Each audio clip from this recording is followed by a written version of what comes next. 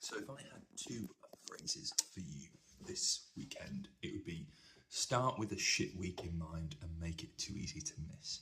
This comes from me when I used to work on the gym floor. Used to do gym inductions for people, set up their gym programs, which I really enjoyed. But we'd often get people starting the gym who were full of enthusiasm and optimism. And when we sit down to talk about the gym program, how often they want to go, what do they want to do, they'd be like, I think I need to come 5 days a week. And I'd be like, okay, sweet, that's amazing. Maybe I'd start a bit less than that, but we'll go with it.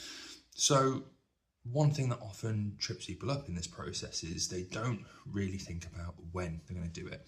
And when I started to question people, go, right, so what days of the week are we going to go to the gym for 5 days? Well, I can't do Monday because I work late, and Tuesday I've got to run the kids to swimming, and Wednesday I've got drinks after work. And realistically, and before we know it, we've run out of days, and people often set themselves up to fail from that point. So I'd often say, well, let's just start with 2. And if we do any more, then that's a bonus. Then we build momentum. But what 2 days can you commit to? Any others are brilliant. We can just top them up as add-ons and grow from there. Because people often are really optimistic with their time. They don't plan stuff in. When we start to plan stuff in, they realise they haven't got time for the things that they want to commit to, and they just fall by the wayside and they feel like a failure. And actually, what we need to do is almost make it too easy to miss. And this is when I talk to patients, clients, former PT clients, would be, right, what can we do? And people go, well, I can do 3 days a week. Well, let's do 1.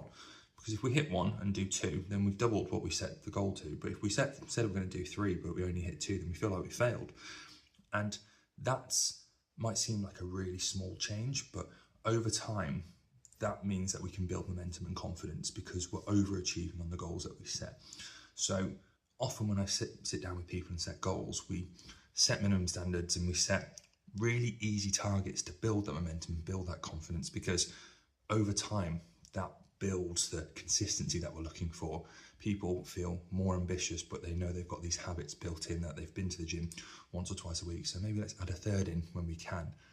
And this is something that often I see people do, is they set themselves up to fail by being overly ambitious from the get-go, set unachievable targets, and they trip themselves up and feel like a failure when actually it was designed to fail from the start. So start with a shit week in mind, times when you're short on time, when you're really, really stressed. What sort of things can you still commit to in those moments, rather than the perfect week where you've got loads of free time and you're full of energy? And make the goals too easy to miss. If you want to start doing press-ups, for example, instead of doing, well, I need to do press-ups every day, let's just do 1 press-up every week and build from there. If I said that to anyone, they'd laugh, but if we can do that every week and do 1 press-up, once you start doing a press-up, you go, well, might as well do a few more. Or, oh, I've got some time this evening, I can squeeze in an extra set here. And it builds that consistency and that momentum, but also builds your confidence over time. So, as I've said, start with the shit week in mind and make it too easy to miss.